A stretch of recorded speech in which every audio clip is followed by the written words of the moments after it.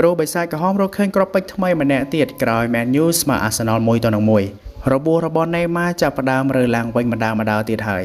លោកសាវីថាគាត់ត្រៀមវិលត្រឡប់មកកាន់ការងារដឹកនាំក្រុមវិញហើយបាទសូមគោរពនឹងជម្រាបសួរបងប្អូនទាំងនេះខ្ញុំបាទ Therade ស្វាគមន៍មកកាន់វីដេអូថ្មីហើយថ្ងៃនេះត្រូវថ្ងៃទី11ខែមេនាឆ្នាំ2025ហើយខ្ញុំក៏មានរ៉ាតិចតួចផងដែរហើយមកនៅជាខ្លឹមសារវីដេអូនេះខ្ញុំក៏សូមអរគុណទៅកាន់បងប្អូនដែលជួយdonateឧបត្ថម្ភដល់ខ្ញុំគឺអរគុណខ្លាំងមែនទែនដោយថ្ងៃនេះមានបងសមាឡាវីនិងបងឡុងហូតរួមទាំងបងប្អូនជាច្រើនទៀតដែលខ្ញុំមានដាក់ឈ្មោះនៅវីដេអូមុន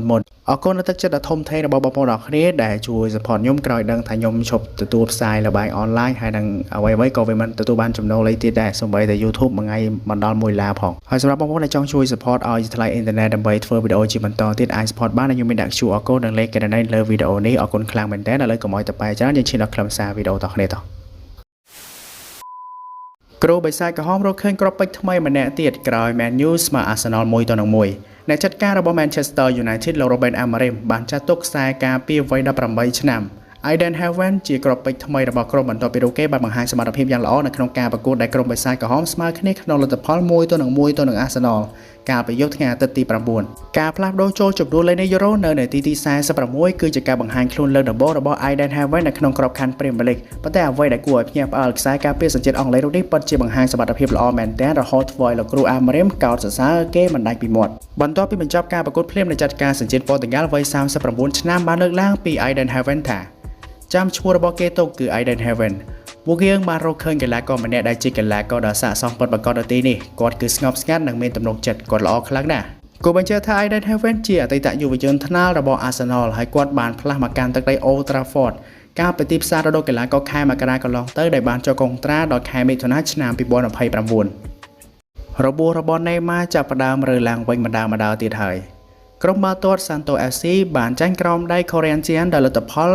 2-1 ខណៈ Neymar អវត្តមានមិនអាចចូលលេងបានដោយសាររបួសគួររំលឹកផងដែរថាកីឡាករឆ្នើមសញ្ជាតិប្រេស៊ីលមានទេពកោសល្យក្នុងការលេងបាល់ទាត់ដ៏អស្ចារ្យដែលភាពប៉ិនប្រសប់នៅលើទីលានរបស់គាត់បានធ្វើឲ្យរូគេល្បីល្បាញពាសពេញពិភពលោកអ្នកគាំទ្រសប្បាយក្នុងការមើលរូគេលេងនៅលើទីលានមិនថាជាអ្នកគាំទ្រខាងណានោះទេសូម្បីពេលដែលគេលេងនៅបាសេឡូណាក៏ទទួលបានការកោតសរសើរអំពីសមត្ថភាពដ៏អស្ចារ្យរបស់គេពីសំណាក់អ្នកគាំទ្ររៀលម៉ាឌ្រីតមួយចំនួនផងដែរព្រោះតែកាយសម្បត្តិមិនសូវអំណោយផលក្នុងការប្រកួតប្រជែងដ៏ស្វិតស្វាញនៅលើវាលស្ពៅ Neymar តែងតែរងរបួសជាញឹកញាប់ហើយខកខានការប្រកួតសំខាន់ជាច្រើនទាំងជម្រើសជាតិនិងក្លឹបដោយសារតែបញ្ហានេះទើបរូគេមិនអាចឡើងដល់ចំណុចកំពូលនៅក្នុងអាជីពរបស់គេបានគេទើបតែត្រឡប់ទៅស្រុកកំណើតចូលរួមជាមួយក្លឹបចាស់របស់ខ្លួន Santos វិញនិងបានបង្ហាញទម្រង់លេងយ៉ាងល្អនិងជួយក្រុមបានច្រើននៅក្នុងការប្រកួតកន្លងមកនេះប៉ុន្តែថ្មីនេះគេត្រូវអវត្តមានដោយសារបញ្ហារបួសជាថ្មី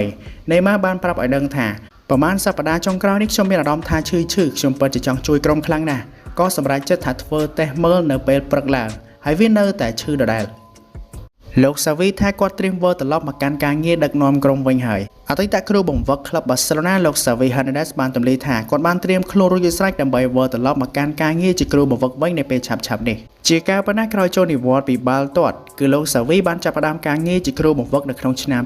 2019ជាមួយក្លឹប Al Sadd នៅលីកកំពូលកាតាបន្ទាប់មកក្នុងឆ្នាំ2021លោកក៏ទទួលបានតួនាទីពិសេសក្នុងការក្លាយជាគ្រូបង្វឹករបស់បាសេឡូណាប៉ុន្តែក្រោយដឹកនាំក្រុមពុំសូវទទួលបានលទ្ធផលល្អកាលពីរដូវកាលមុនលោកក៏ត្រូវបានក្រុមដែលមានមុន FC Barcelona បញ្ចប់តំណែងតែម្ដងហើយទៅនឹងរឿងនេះលោកសាវីបាននិយាយថាខ្ញុំចង់ឈ្នះ Champions League World Cup និង Euro ក្នុងនាមជាគ្រូបង្វឹកខ្ញុំបើកចិត្តក្នុងការទទួលការងារថ្មីពេលនេះហើយអ្វីមិនអាចទៅរួចក្នុងការដឹកនាំក្រុមផ្សេងនៅ La Liga ខ្ញុំកំពុងតឹងរង់ចាំផែនការដ៏គួរឲ្យចាប់អារម្មណ៍មួយមកដឹងពីផែនការរបស់ Real Madrid ជាមួយ Trent Alexander-Arnold យោងតាមការចេញផ្សាយរបស់ The Sun បានដឹងថាក្លឹប Real Madrid ត្រូវបានគេរាយការណ៍ថាសុខចិត្តចំណាយប្រាក់ដើម្បីធានាបានការចុះហត្ថលេខាលើកីឡាករ Trent Alexander-Arnold មុនពេលការប្រកួតក្លឹប World Cup នៅខែមិថុនាកុងត្រារបស់ខ្សែការពារស្ដាំសញ្ជាតិអង់គ្លេសជាមួយក្លឹប Liverpool នឹងត្រូវផុតកំណត់នៅថ្ងៃទី30ខែមិថុនាប៉ុន្តែក្លឹប Real Madrid មានបំណងចង់នាំយកគាត់មកមុននេះប្រសិនបើក្លឹប Liverpool ឈានដល់វគ្គផ្ដាច់ព្រាត់នៃក្របខ័ណ្ឌ Champions League នោះរដូវកាលរបស់ក្លឹបនឹងចប់នៅថ្ងៃទី31ខែឧសភាដែលអាចមានឥទ្ធិពលលើពេលវេលានៃកិច្ចព្រមព្រៀងមួយក្លឹបនៅទឹកដីអាល្លឺម៉ង់ចង់បាន Arda Güler កីឡាករអាដាកូឡាបានជួបការលំបាកក្នុងការស្វែងរកពេលវេលាលេងទៀងទាត់ក្រោមការដឹកនាំរបស់គ្រូបង្វឹក Real Madrid លោក Carlo Ancelotti ក្នុងរដូវកាល 2024-2025 កីឡាករវ័យ20ឆ្នាំរូបនេះត្រូវបានគេរំពឹងថានឹងស្វែងរកតួនាទីមួយនៅក្នុងក្រុមបន្ទាប់ពីគាត់បង្ហាញភាពលេចធ្លោនៅក្នុងព្រឹត្តិការណ៍ Euro 2024 ជាមួយក្រុមជម្រើសជាតិទូគីទោះបីជាយ៉ាងណាក៏ដោយគាត់អាចលេងបានត្រឹមតែ 1000 នាទីនៅគ្រប់ការប្រកួតទាំងអស់រហូតមកដល់ពេលនេះហើយបានបង្ហាញខ្លួនក្នុងការប្រកួត La Liga តែមួយប្រកួតប៉ុណ្ណោះក្នុងចំណោមការប្រកួត5ដងចុងក្រោយរបស់ក្លឹបនេះបើយោងតាមការចេញផ្សាយរបស់ Sky Sport Germany បានដឹងថាចំពេលមានការតស៊ូរបស់កីឡាករក្រុមជម្រើសជាតិទូគីនៅក្លឹប Atalanta ក្រុម Eintracht Frankfurt នៃក្របខ័ណ្ឌ Bundesliga កំពុងស្វែងរកការចុះហត្ថលេខាលើកីឡាកររូបនេះនៅក្នុងទីផ្សាររដូវកីឡាកររដូវក្តៅហើយយោងតាមកាសែត Sport Bill ក៏បានរាយការណ៍ថាក្លឹប Real Madrid អាចពិចារណាដាក់ឲ្យកីឡាករ Endrick និង Arda Güler ខ្ចីជើងទៅកាន់ក្លឹបនៅអាល្លឺម៉ង់នៅមុនរដូវកាល 2025-2026 ដោយធានាថាពួកគេទទួលបានពេលវេលាលេងជាប់លាប់របាយការណ៍របស់ Sky Sport ក៏បានបន្ថែមថាស្របពេលដែលក្លឹប Eintracht Frankfurt ចាប់អារម្មណ៍ក៏មានក្លឹប RB Leipzig ក៏កំពុងតាមដានស្ថានភាពរបស់កីឡាករសញ្ជាតិទូគីនិងអាចដាក់សំណើដេញថ្លៃសម្រាប់កីឡាកររូបនេះកីឡាករ Nico Williams ប្រាប់មូលហេតុបន្តនៅ Athletic Bilbao ក្លឹប Barcelona បានបរាជ័យក្នុងការចុះហត្ថលេខាលើកីឡាករ Nico Williams កាលពីរដូវក្តៅមុនហើយក្លឹប Arsenal នៅតែចង់ផ្ទេរយកគាត់នៅក្នុងឆ្នាំ 2025 ប៉ុន្តែសម្រាប់ពេលនេះគាត់ពិតជារីករាយណាស់នៅក្លឹប Athletic Bilbao ខ្សែប្រយុទ្ធស្លាបរូបនេះបាននិយាយថាទំនាក់ទំនងដែលគាត់មានជាមួយក្លឹបនិងអ្នកគាំទ្រគឺមិនគួរឲ្យជឿគាត់បានប្រាប់កាសែត France Football ថាទំនាក់ទំនងដែលពួកយើងមានគឺជាបេះដូងរបស់ក្លឹបគឺមិនគួរឲ្យជឿមនុស្សគ្រប់រូបគោរពអ្នកដទៃដែលមិនគួរឲ្យជឿបរិយាកាសនេះខ្ញុំនឹងមិនមានកន្លែងផ្សេងទៀតទេខ្ញុំបានសម្រេចចិត្តស្នាក់នៅដោយសារតែរឿងនោះខ្ញុំបានយកការសម្រេចចិត្តដែលខ្ញុំគិតថាជាការត្រឹមត្រូវខ្ញុំសប្បាយចិត្តហើយខ្ញុំជាយើងធ្វើឲ្យអស់ពីសមត្ថភាពកីឡាករ Nico Williams បានធ្វើឲ្យគាត់មានភាពល្បីល្បាញដោយសារទម្រង់លេងដ៏អស្ចារ្យរបស់គាត់នៅ Euro 2024 សម្រាប់ក្រុមជម្រើសជាតិអេស្ប៉ាញក្នុងការលើកពាននិងបន្តបង្ហាញភាពចាប់អារម្មណ៍នៅ Athletic Club ប្រសិនបើក្រុមណាមួយចុះហត្ថលេខាលើគាត់វានឹងមិនមានតម្លៃថោកនោះទេហើយគាត់ក៏ទំនងជានឹងទាមទារប្រាក់ឈ្នួលខ្ពស់ដូចគ្នាក្រៅពីអនាគតរបស់ Nico Williams កីឡាករវ័យ22ឆ្នាំនៅមានកុងត្រាជាមួយក្លឹបដល់ឆ្នាំ 2027 នោះ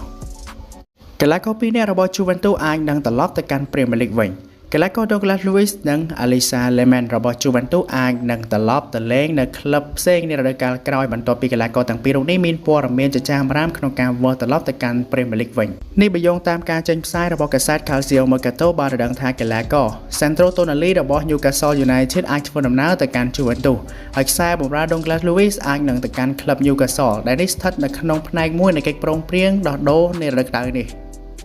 ក្លឹប Liverpool កំណត់គោលដៅអ្នកចំនួនតំណែងរបស់ Andy Robertson យោងតាមការចេញផ្សាយរបស់ The Telegraph បានដឹងថាក្លឹបហង្សក្រហម Liverpool នឹងធ្វើការផ្ទេរយកកីឡាករ Milos Kerkez នៅក្នុងទីផ្សាររដូវកីឡាករនៃរដូវក្តៅនេះខណៈដែលក្លឹប Bournemouth ត្រូវបានគេរំពឹងថានឹងទាមទារតម្លៃប្រមាណ40លានផោនក្លឹប Liverpool បានកំណត់អត្តសញ្ញាណខ្សែការពារវ័យក្មេងរូបនេះជាអ្នកជំនួសតំណែងរយៈពេលវែងសម្រាប់ Andy Robertson